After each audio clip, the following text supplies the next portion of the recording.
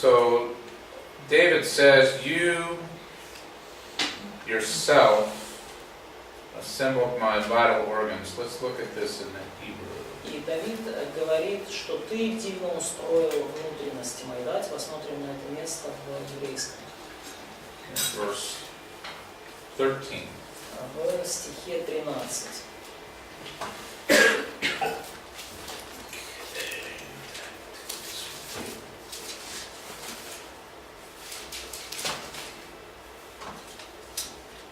If you are learning Hebrew, this might help a little bit, but this Если right вы here изучали еврейский, это вам, конечно же, поможет немного, но вот эта фраза. is the personal pronoun.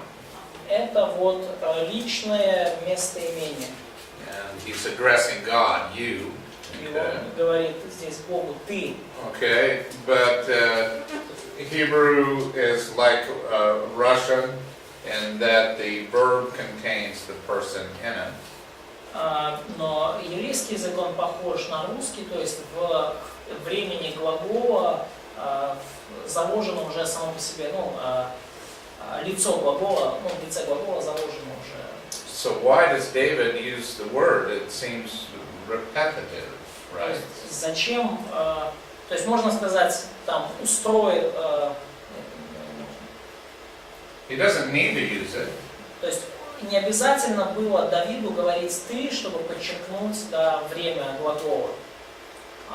So why does he use it? Но почему он использовал это местоимение «ты»? Gotta be a reason. Должна быть какая-то причина. Чтобы Местоимение глагола может быть лицо. Чтобы подчеркнуть лицо глагола, в каком лице время, ему не обязательно было использовать местоимение «ты». So I think he repeats himself И я думаю, что он повторяет сам себя, to show God's personal involvement in this process. чтобы показать, что Бог лично участвует в данном процессе. Didn't we just see a miracle with our own eyes? Не видели ли мы своими глазами чудо? Yeah. And it happens millions and millions of times. И это происходит и происходило миллионы и миллионы раз. Over and over again, every year. Снова и снова каждый год. A miracle. Чудо. Yeah. So, he says, you wove me in my mother's womb. И он говорит дальше, что ты соткал меня в чреве матери моей. So God personally does this process. То есть Бог лично совершает весь этот процесс. Scientists and mathematicians can't figure it out. Математики и ученые, они не могут его познать полноценно. But God is personally involved with this thing. Но Бог лично участвует во всех этих вещах. So he says, I give thanks to you, I am fearfully and wonderfully made.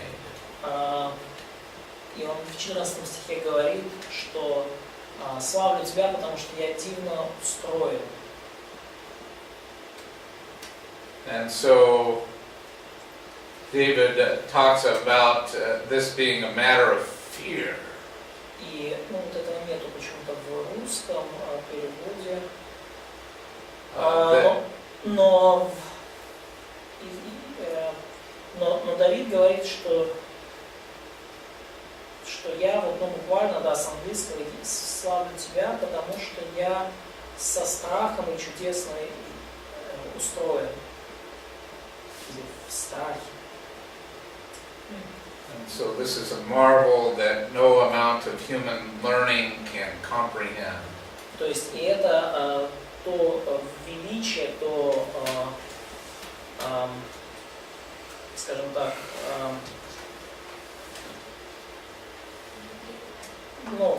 то, как сотворение человека, это зрелище, которое ни один человек не может в полноте понять и простить. The eye, the hand, the heart, the brain. То, как появляется глаз, руки, мозг, сердце. It's a marvel. И это на самом деле чудно. And you see, this is something that shows the genius of God И это то, что показывает нам гениальность Бога. Power of God. И Его силу и мощь. On this hand right here that I'm wiggling my fingers. И вот эта вот рука моя, и то, что я могу вот таким образом тут играть своими пальцами. A million miracles are happening right now. Прямо сейчас происходят миллионы чудес. That I can do this. My brain thinks. Что я могу это сделать, мой мозг может об этом помыслить. My fingers move. И мои пальцы двигаются в ответ. And then someone who can play the piano. А те, кто могут играть на пианино, A million miracles. они являются, в них происходят миллионы чудес. And so he simply exclaims, "Wonderful are your works." И он просто восклицает, да, дивные дела твои, 14 стих. My soul knows it very well. И душа моя вполне сознает это. He goes on in verse 15 to say that his frame, his bones were not hidden when he was made in secret. В 15 стихе он говорит, что не сокрыты были от тебя кости мои, когда я созидаем был в тайне. So I watched this video and it shows the development of the fetus over 9 months. И я смотрел это видео, там показано развитие, как растет нога в течение 9 месяцев. I think that poor little guy in there, he probably wants some privacy. И я думаю, что вот этот маленький младенчик там, он, конечно бы хотел, чтобы его частная жизнь как-то соблюдалась в большей тайне. I mean, here we are all staring at him. А мы тут на него все пялимся, понимаете? Yeah, poor guy. Несчастный маленький. But in David's time, of course, nobody could look into the wonders of what's happening in the world. Но во времена Давида, конечно же, никто не мог заглянуть внутрь и увидеть, что там происходит в глубине утробы. But he says it's a process that's the most skillful process imaginable. Но он говорит о том, что вот этот процесс – это самый из всех, что мы можем представить, этот процесс самый требующий наибольших навыков, он наиболее мастерский процесс, это именно созидание человека. Наиболее тонкое ремесло, можно сказать, наиболее тонкое искусство. And if God knows this great miracle, И если Бог может сотворить это великое чудо, well, can't He help us in our most difficult times of life? разве не может ли Он помочь нам в самые трудные времена нашей жизни? In times of crisis, Во времена кризисов, of course He can. конечно же, может. Because I think that David has surely saved the greatest miracle of all for last. Потому что, как мне кажется, Давид сохранил самое великое чудо из перечисленных на конец, на закуску.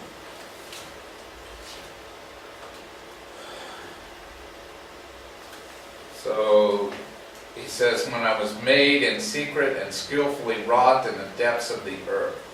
И он говорит, что вот не сокрыты были от тебя кости мои, когда я созидаем был в тайне, образуем был во глубине утробы. It says depths of the earth like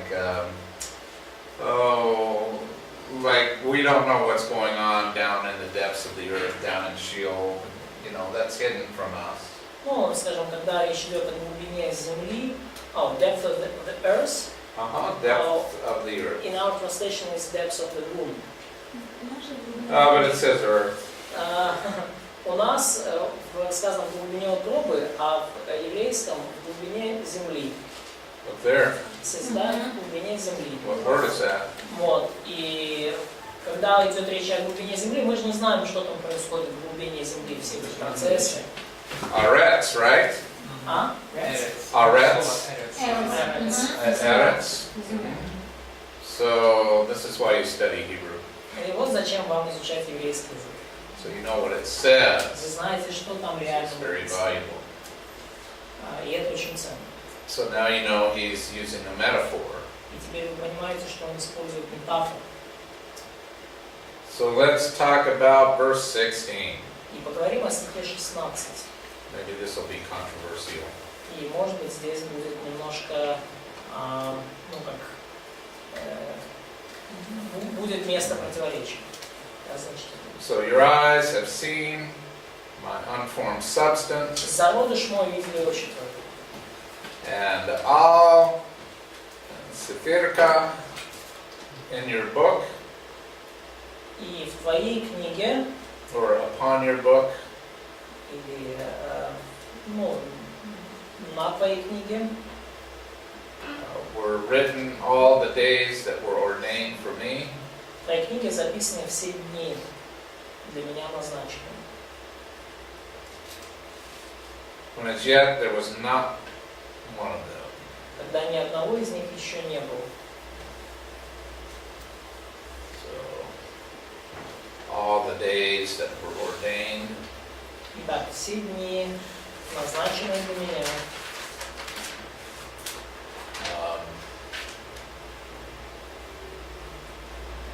as yet there were not one of them. и даже когда ни одного из них еще не было. What do you think this means? Как вы думаете, что это значит? Let's start something controversial here. Ну и давайте начнем с чего-то спорного. So, talking about foreknowledge. Поговорим о предведении. Yeah. So does that mean that all your days are ordained and every event has to happen? And Поговорим о том, то есть значит ли это о том, что все ваши дни уже предназначены и совершенно все, что должно произойти в вашей жизни, предначертано заранее? or do you have free will? Есть ли у вас свободная воля?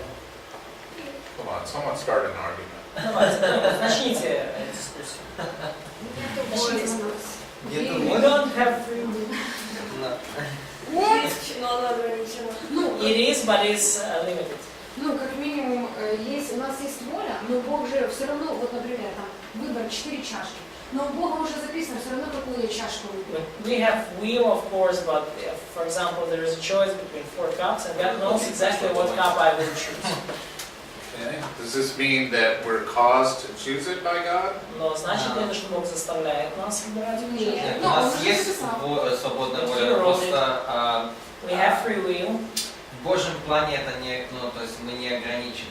but we are not limited in God's plan. У нас есть выбор выбрать или белое мороженое, или кофейное, Да. но фруктового нет. Ты не можешь. But we have a choice to choose. We have choice to Я могу пойти в choose магазин и найти. white ice cream or chocolate ice cream, but not strawberry ice cream, No. because strawberry ice cream is not Если ты present. выберешь фруктовое, ты отравишься. Because God could hinder the fruit ice cream from us because it is spicy. Вы этого хотели? Hinder it from us. Did you want it? See, I started an argument. Да, вот я начал Yes. спор. All right, good. Let's go to James 1:13 and 14. Давайте откроем Иакова, 1 глава, 13-14 стих. Someone read those two verses. Пожалуйста, кто-то прочитайте эти два стиха. Иакова, 1 глава, 13-14 стих. В искушении никто не говорит: Бог меня искушает, потому что Бог не искушается злом и сам не искушает никого. Но каждый искушается, увлекаясь и обольщаясь собственной похотью. So did God foresee your temptations? Знает ли Бог наперед ваши искушения? Does Yes. He cause them? Но является ли Он причиной этих искушений? No. Yeah, this verse says very emphatically no. И этот стих говорит очень четко, акцентированно, что нет. He tempts no one, Бог не искушает никого. but He sees temptation. Но Он видит искушение. Good? Да, хорошо. Okay, so back to the psalm. Так, возвращаемся к Псалму. In verse 17 and 18, 17 и 18. Как возвышено для меня помышление Твое, Боже, и как велико число их. стану ли исчислять их, но они многочисленнее песка, когда я пробуждаюсь и все еще с тобой. So I like every part of this psalm. It really is wonderful. И я люблю вообще все стихи в этом псалме, они потрясающие, чудесные. So he expresses how much he values the thoughts of God. И он подчеркивает, он выражает о том, как он ценит помышления Божьи. He makes an exclamation, how precious are your thoughts to И он me. восклицает, как возвышены для меня твои помышления Божьи. And he says he could never count the thoughts of God. There are so many. И он говорит, что никогда не сможет исчислить помышления Божьи, настолько велико их число. And then this portion of the psalm ends kind of gently. И вот эта часть псалма, она заканчивается, скажем так, мягко. When I awake, I am still with you. Когда я пробуждаюсь, я все еще с тобой. So you can wake up and realize, even though you weren't conscious, God was with you. И он мог, таким образом, он пробуждается и понимает, что даже когда он спал и как бы не был в сознательном состоянии, Бог все равно был с ним. And right when he says that, И прямо после того, как он говорит это, then he starts talking about his enemies. сразу после этого он начинает говорить о своих врагах. He starts talking about the most difficult things in life. И он начинает говорить о том, что в жизни, о самой трудной вещи в жизни. What to think about evil people. Что вы думаете о злых людях? What to do about them. Что думать о злых людях и что делать с ними? It's not easy, right? Это нелегко, правда? I think this is I think what makes this psalm so great И я думаю, что вот то, что делает псалом это таким великим, таким замечательным, is not that it talks about God's formation of the fetus, это не то, что он говорит о том, как Бог созидает зародыш, but how he applies that to very difficult situations in life. но то, как он это применяет к очень сложной жизненной ситуации. And so we get these final verses about hating your enemies. И вот мы видим вот эти последние стихи о ненависти к своим врагам. Search me, O God, and know my heart. Try me and know my anxious thoughts. «Испытай меня, Боже», 23 стих, «и узнай сердце мое, испытай меня, и узнай помышления мои». And see if there be any hurtful way in me, and lead me in the everlasting way. «И зри, не на опасном ли я пути, и направь меня на путь вечный». Questions? Есть ли у вас вопросы?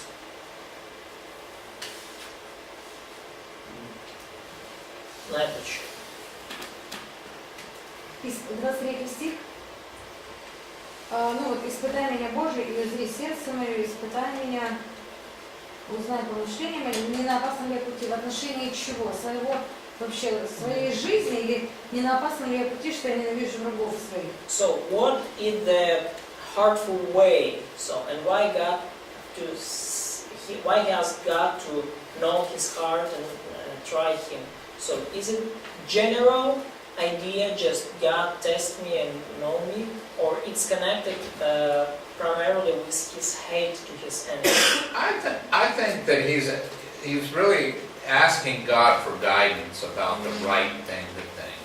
И я думаю, что он на самом деле просит у Бога водительства о том, как ему правильно мыслить. Yeah. Let's go to Acts 9, 1-5, and maybe we can finish this off in a good way. Давайте откроем Деяния, 9 главу, с 1 по 5 стих, и я думаю, мы сможем это как-то закончить. 9 глава, с 1 по 5 стих.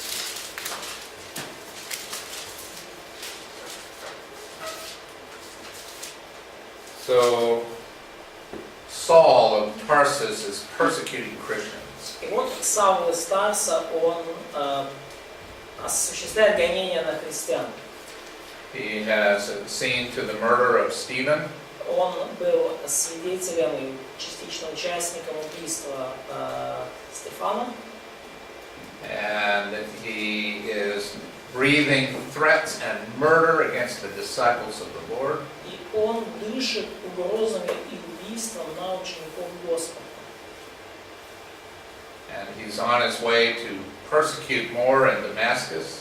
И он на своем пути, чтобы подвергнуть гонениям еще больше людей в Дамаск. So do you hate him or do you love him? Saul. Do you hate Saul or do you love Saul? Ну как вы скажете, вы как любите Саула или ненавидите его в этом состоянии? Сам. Не любим. We don't like him. We don't love him. Me neither. А? I don't like him either. Я тоже. Yeah, I told you. Okay. So it's not like I'm going to go join Saul in persecuting Christians. То есть я, в общем-то, не очень-то настроен присоединиться к Саулу в гонениях против Христа. Сам. So you're not going to join him. You're not going to like go. Let's go kill Christians now. Вы не пойдете к нему и не скажете, пойдем, да, вместе будем убивать христиан. Okay. So do you love him? Любите ли его? Ну, вообще, ну не в этой ситуации, а вообще, да. Но не в этой ситуации. Not in this situation. А? We love Paul, but not Saul. В греховной жизни нет, но... We don't like him and his sinful lifestyle. Okay. Let's see here. Ну, давайте посмотрим. We can turn this off for now. Мы можем это пока выключить. Thank you. Your spiritual gift. Вот твой духовный дар нам. Okay. Here we have love, hate. Вот у нас есть любовь, есть ненависть. Okay. What do we hate about Saul? Что мы ненавидим в Сауле? Савле. Things that he persecuting Christians. Things what he is doing. Okay. Отношения And к we'll just Христу. say his acts. Ну, его действия, деяния. All right. What about his mental attitude? Что насчет его отношения? К Христу отношения, да. Yeah. His thoughts? Его мысли. What about his words? Что по поводу его дел? He's going around threatening Christians, right? So is it not the same as acts or? No. The three categories. Его слова, да, words. Да, его слова. Он дышит угрозами и убийством, он угрожает Христа. Да, мы это тоже ненавидим. Okay. So we hate all those things. Мы ненавидим это все, да? Okay, let me ask you a question. Does Saul personify what we see in Psalm 139 and the verses about the enemies of God? Скажите, вот может ли Савл быть хорошей иллюстрацией вот тех врагов, о которых Давид говорит в Псалме 138? Да. Would he be the kind of guy that David is talking about? Похоже, что это вот один из тех людей, о которых говорит Давид. Okay, what does it say? I hate those who hate you. То есть он говорит, что мне ли не возненавидеть ненавидящих тебя, Господи? Yeah, so Saul is like, we have this expression, poster boy. You know, this expression, it means like the one that's on the poster. Постер был. Yeah. Саул это вот тот человек, о котором, мы говорим, человек с обложки.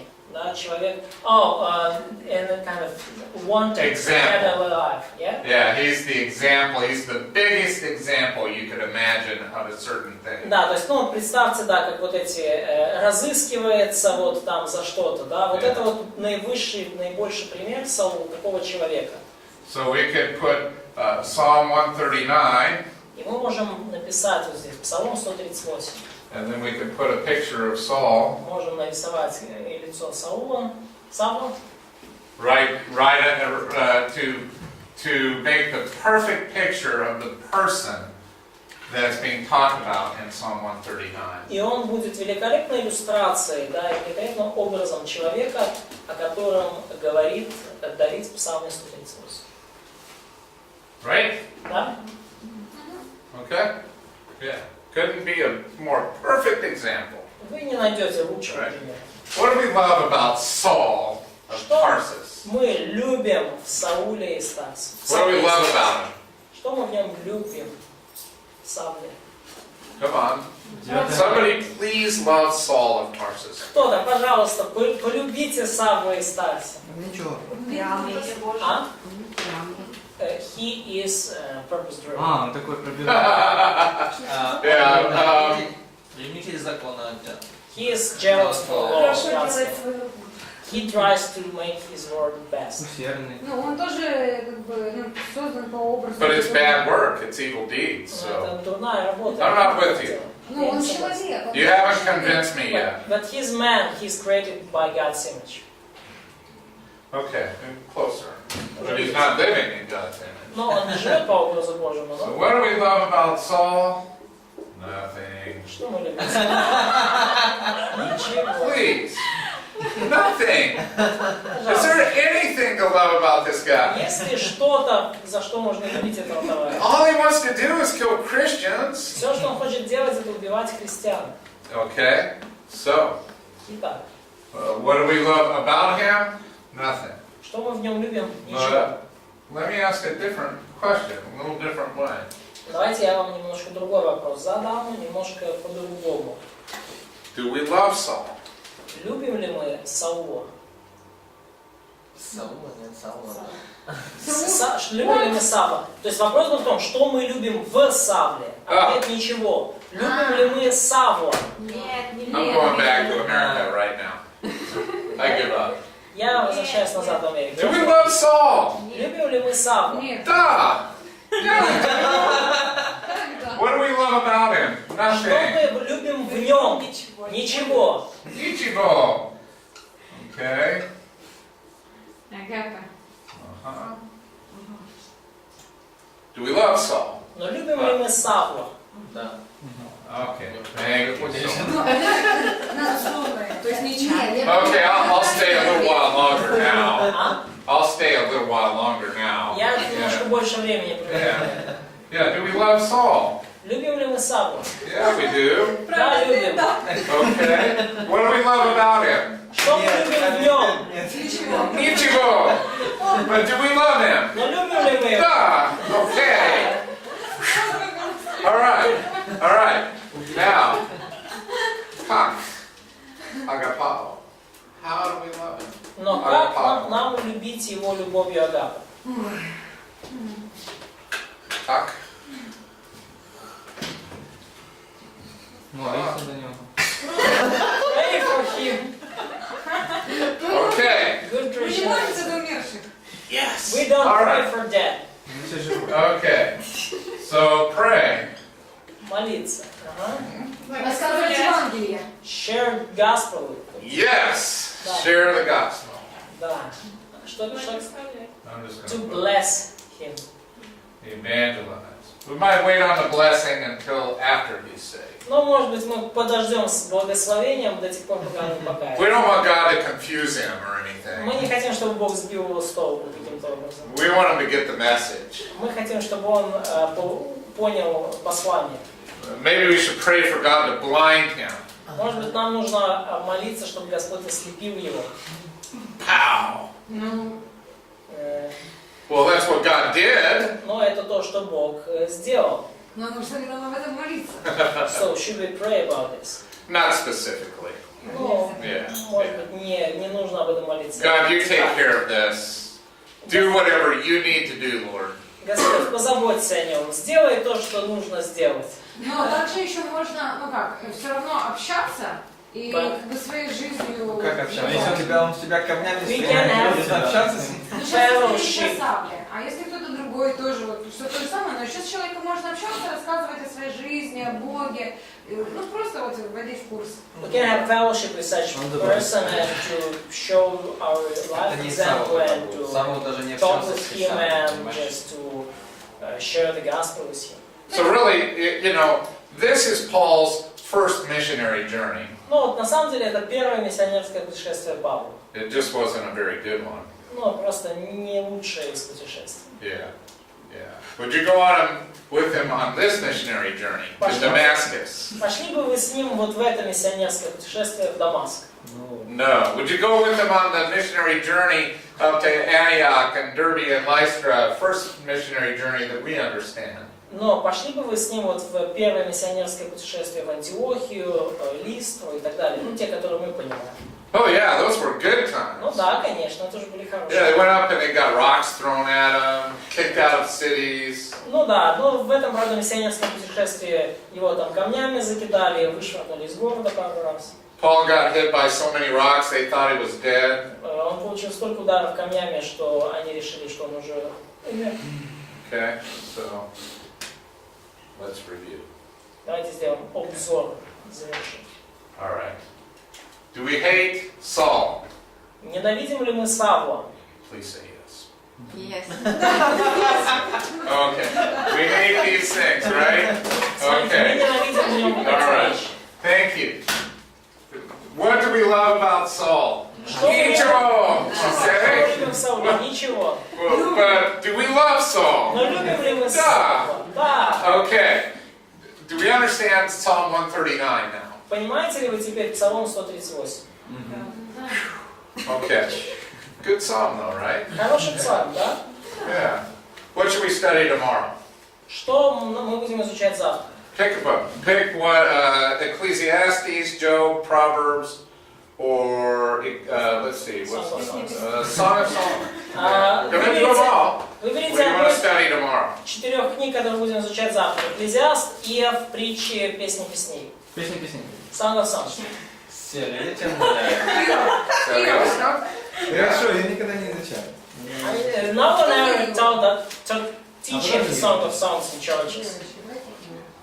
I can't wait to teach the Song of Songs. What are you talking about? Жду не дождусь, когда начнем учить песню песней. I'm going to surprise you with so much information. It's going to, we have this expression, it's going to blow you away. Я вас удивлю, столько есть информации, что просто вам мозг вынесет. It's going to be amazing. But if we study Song of Solomon, you have to bring a tissue for crying. Но если мы будем изучать песню песней, то вам нужно I told you I was принести going to blow you away.